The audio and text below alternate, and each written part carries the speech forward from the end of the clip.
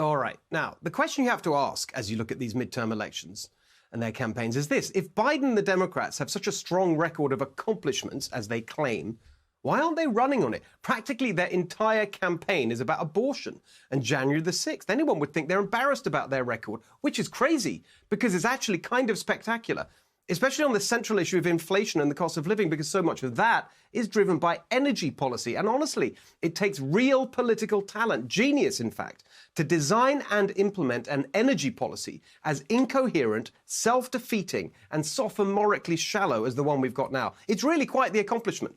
Just in the last few days, desperate to bring down prices at the pump before Election Day, they offered to ease sanctions against the corrupt basket case dictatorship in Venezuela, rewarding the Maduro regime at the exact moment they're also blaming the Maduro regime for the raging crisis at our southern border.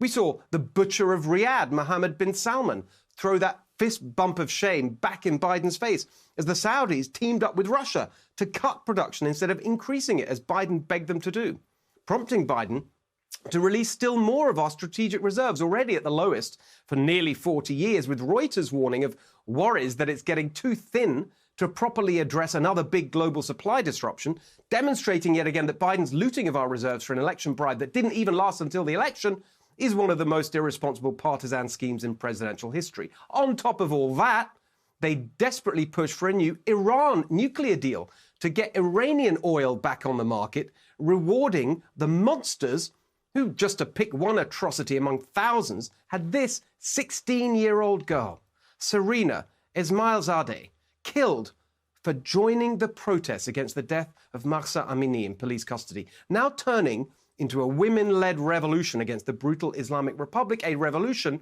that the Biden regime, by continuing to press for its appalling energy deal with Iran, is now effectively standing against, even as they release this pandering ad aimed at drumming up support from women in America. MAGA Republicans don't have a clue about the power of women. Let me tell you something. They are about to find out. The power of women. Biden is actively working to crush the power of the brave women of Iran, and all because Biden's pathetic virtue signaling to the climate zealots who control his party means that he'll beg for oil from any regime in the world, no matter how appalling, rather than produce it here in America. It's not just incompetent. It doesn't just hurt our economy and our national security. It is completely morally contemptible. Hey, Sean Hannity here. Hey, click here to subscribe to Fox News YouTube page and catch our hottest interviews and most compelling analysis. You will not get it anywhere else.